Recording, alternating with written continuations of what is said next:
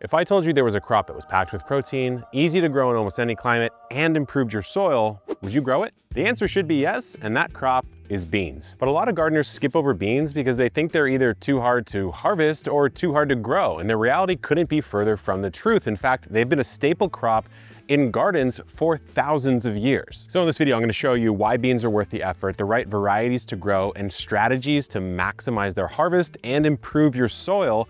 But let's go back in time and figure out why beans have been so valuable to us human beings for literal millennia. Beans have been a cornerstone of food security for thousands of years. In ancient Mesoamerica, the Three Sisters method was used by many different peoples, which is beans, corn, and squash planted together to form a symbiotic system where each of those three plants confers some kind of benefit to the other. In Asia, for over 5,000 years, soybeans have been used for a source of protein, turned into many other value-added products throughout the years. Even today, in many parts of the world, beans are a survival food because they store really well. I mean, these are dried beans right here, they're protein packed, and it's one of the few plants you can grow protein that quickly without, of course, having to rely on livestock. But not all beans are created equal. There are so many different types. So let's break down the two major categories of beans you need to know. If it's your first time growing beans, you probably just buy them at the grocery store. And if you did that, you'd have no clue that you could be buying two different categories of beans without knowing it. They kind of look the same once they get to the final harvest stage. But right here in my hand, I have two beans. They're called Blue Lake, both of them, but one of them is a bush bean and one of them is a pole bean. Now the name kind of gives it away, but it's a little bit more complicated than that. A bush bean will grow to about 16 to 18 inches or so, and most of the beans will form at the same time. So you get a clustered harvest, let's say within 1 to 3 weeks or so. If you grow a pole bean, it's not only gonna grow much taller, I'm talking 6 to 8 feet or so, but it will produce over a longer period of the season. So if you're growing pole beans, you need some kind of support to grow them on, whether it's a bamboo pole or a trellis or something like that. Otherwise, they'll flop all over the place and they won't produce very well. If that's your situation, you don't have a lot of space, a bush bean is a great container bean, great for raised beds, and it produces a reliable harvest. But if you wanna have some fun, I would recommend giving pole beans a try because it's cool to see them sprawling all over the place. But these are just categories of beans. There's individual varieties of beans that are great for specific situations, so let's crack into those. Because you can eat beans either dried or fresh, and you can can them, and there's different space requirements that you might have as a gardener, here are some of our tried and true picks, some of which are available at Botanical Interests, our seed company, and some of which you can find from other providers. If you're going for fresh eating beans, try a classic Blue Lake bean, either bush or pole, or you can go with Kentucky Wonder pole beans for a tender stringless snap bean. If you're going for dry beans in storage, give Black Turtle, Pinto beans, or Jacob's cattle beans a try. If you don't have a lot of space, give Mascot, which is a dwarf bush bean, smaller than even normal bush bean, or Vortex, which is a pole bean, but very high yielding, a try. If you live in really hot climates, give rattlesnake beans a try. They're a pole bean that thrives in super hot and humid climates. And if you have a hard time seeing green beans in a sea of green bean plants like I do, give these two varieties a try. They're also very tasty. Gold Rush, that's a bush bean, kind of light, kind of cream yellow color. And then Royal Burgundy, which again is a bush bean, just makes it a little bit easier to see. So we have our varieties. Let's figure out how to actually grow these guys. I'm gonna show you how to grow the beans in a second, but when you do come time to harvest, you're clipping these beans all day long. You're gonna want nice, reliable tools that are protected, lubricated, and rust proof, which is where 3-in-1 multi-purpose oil comes in, the sponsor of today's video.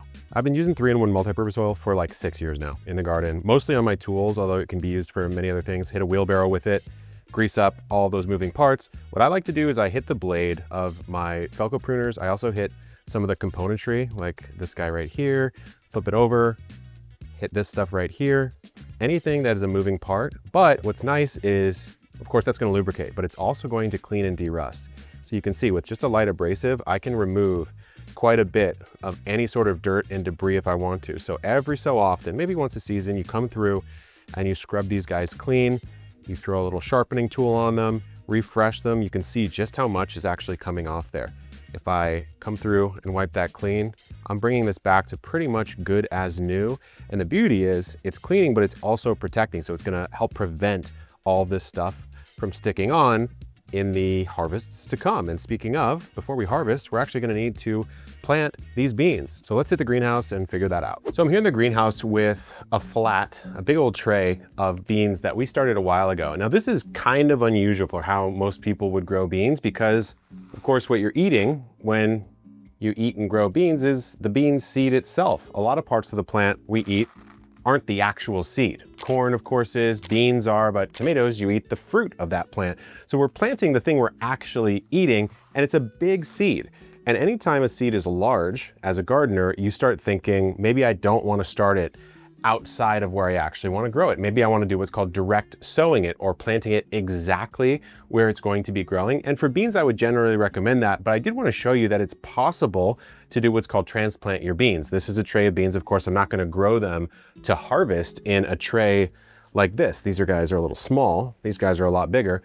I can't be growing 6, 7, 8 beans in a little tray like this. So these, of course, are going to make their way out to the garden.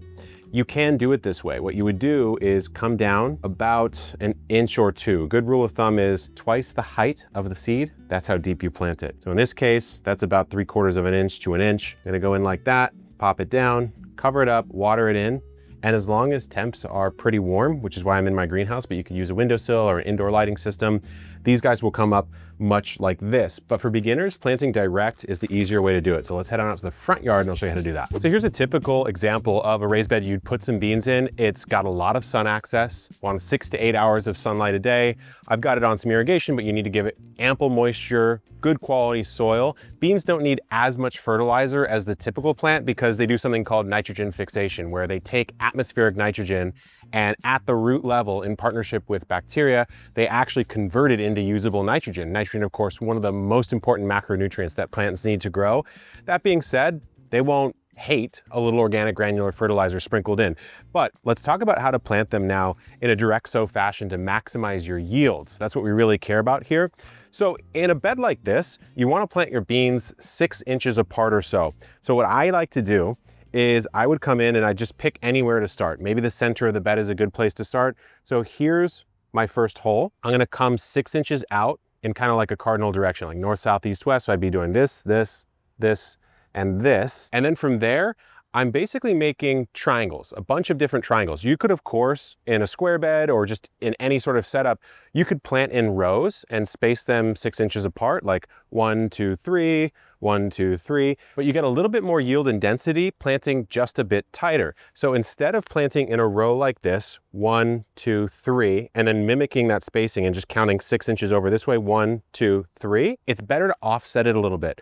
So 1, 2, halfway between, put your third. You're making a bit of a triangle. You squeeze a lot more in that way. So that's how I would space them out for direct sowing. Go ahead and fill your whole bed out if you want that many beans at least. But the thing you got to keep in mind is if it's a bush bean, it's only going to grow to about this tall. So you don't need any support. If it's a pole bean, here's what you're going to need to do. You're going to need to come in, say I want to put a pole bean right here, pop my seed in. I like to leave that uncovered so I know where they are, because I need to come in and right next to it, I want to put some kind of support system. So this bamboo pole is probably the cheapest way you can get a support. Unlike something like peas, which climb with tendrils, which is a part of the plant that actually wraps itself around, like a little sticky arm or something like that, wraps itself around a structure.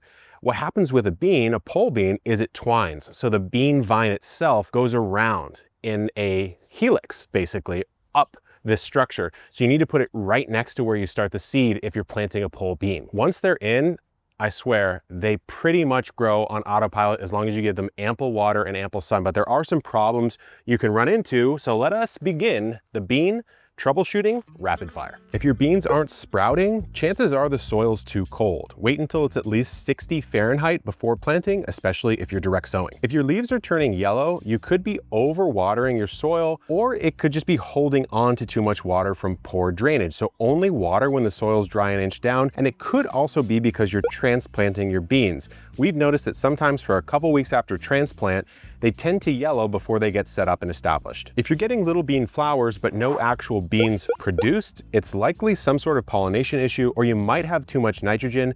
Definitely avoid any high nitrogen fertilizer. If you see a ton of holes in your leaves, check the plants for bean beetles or caterpillars, and you'll want to hand pick them off or use some kind of cover to protect your beans. If you see any signs of disease like rust or powdery mildew, increase the airflow. You can space your plants out a little bit more, and you can water at the base instead of overhead. So those are the major problems. Now we need to get to the fun part, actually harvesting your beans, and the type of bean you're growing changes how you harvest it. So there are 3 stages where you'll want to harvest your beans, and it's really up to you. You have your snap beans or your green beans, then your shelling beans, and then of course your dried beans for storage. For your snap beans or your just fresh green beans, the classic, you want to harvest them when they are firm but not bulging. They start to get stringy and tough if you wait that long. You want to pick them every 2 to 3 days, come out, scour your entire bean crop for as many of those as you can get, and then eat them within the week, or freeze them or blanch them if you want to store them as a fresh bean a little bit longer. Dried beans are the easiest because you pretty much don't do anything. You let the plant grow, you let it produce as many pods as it possibly can, you let the plant die,